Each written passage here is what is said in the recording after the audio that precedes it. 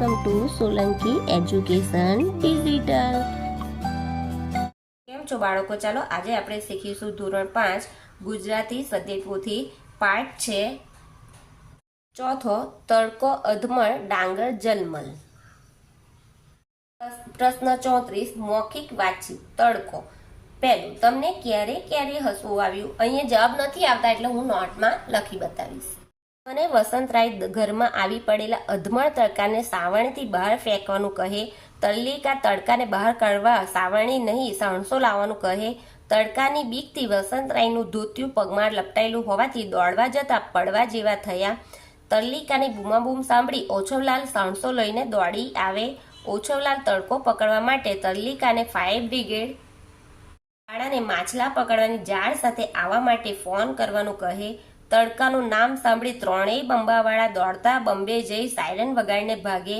બા ઓરડામાં આવી ત્યારે તલ્લીકા તેને બારીએ ન જવાની ચેતવણી આપે અને ઓછવલાલ વિચારે કે બા તડકા તરફ જાય તો મૃત્યુ પામે ત્યારે હસવું આવ્યું. સાચો સાચ બને કે પછી આ વાત તરંગી કે તુક્કો કે કલ્પના લાગે છે? સાચો સાચ બને નહીં. આ વાત તરંગી કે તુક્કો કે કલ્પના લાગે છે. ઘરમાં આવતા તડકાને બહાર કાઢવાનો પ્રયત્ન કરતા માણસો તમને કેવા લાગે? આવતા તડકાને બહાર કાઢવાનો પ્રયત્ન કરતા માણસો મને મૂર્ખ લાગે. તમારા ઘરમાં આવી પડેલા તડકાથી તમારે બચવું હોય તો તમે શું શું કરો? ઘરમાં આવી પડેલા તડકાથી બચવા બારીઓના પડદા બંધ કરી દઉં. જ્યાં છાંયડો હોય ત્યાં જતો રહું.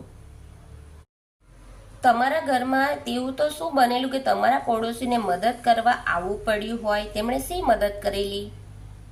ઘરમાં એકવાર ગેસનું સિલિન્ડર રેગ્યુલેટર પાસે દીવાની જ્યોતની જેમ સળગવા માંડ્યું હતું. ત્યારે મારા પડોશીએ મદદ કરવા આવવું પડ્યું હતું. તેમણે અમને બધાને બીજા રૂમમાં મોકલી ઘઉંના કોથળા વડે સિલિન્ડરના રેગ્યુલેટર પાસેની જ્યોત ઓલવી કાઢી હતી.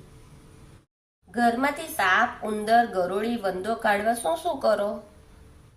સાપને તેને પકડનાર વિશેષ વ્યક્તિની મદદથી, ઉંદરને પાંજરામાં પકડીને, ગરોળીને સાવરણી વડે દોડાવીને તથા વંદાને કપડામાં પકડીને ઘરની બહાર કાઢો. તમે ફાયર બ્રિગેડના માણસો ક્યાં જોયા છે? તેઓ કઈ રીતે ઓળખાય છે? તેમનું કામ શું હોય છે? ફાયર બ્રિગેડના માણસોને ફાયર સ્ટેશન પાસે રસ્તામાં ફાયર એન્જિનમાં જતા આગ લાગી હોય ત્યાં આગ ઓલવતા જોયા છે. તેઓ તેમના ગણવેશ પરથી ઓળખાઈ જાય. તેમનું કામ આગ ઓલવવાનું તથા આગમાં ફસાયેલા લોકોને બચાવવાનું હોય છે. તમારા ઘરમાં મળ કે અધમળ તડકો આવી ચડે તો તમે આવું કરો? શા માટે?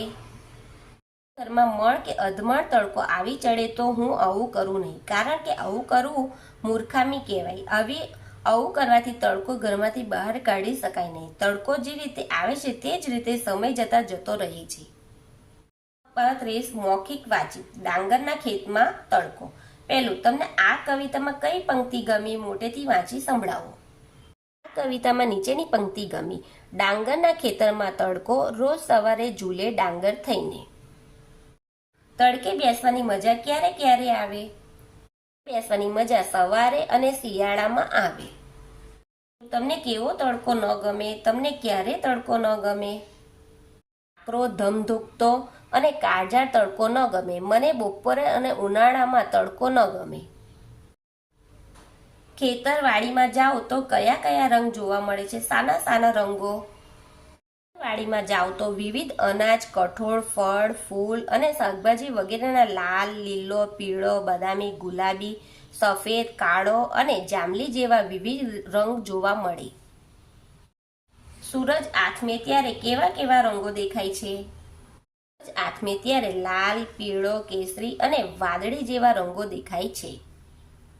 તડકામાં કઈ કઈ વસ્તુઓ સૂકવવામાં આવે છે? કપડાં, અથાણા, મસાલા, પાપડ, અનાજ, કઠોળ, તેલીબિયા, વરિયાળી વગેરે વસ્તુઓ સૂકવવામાં આવે છે.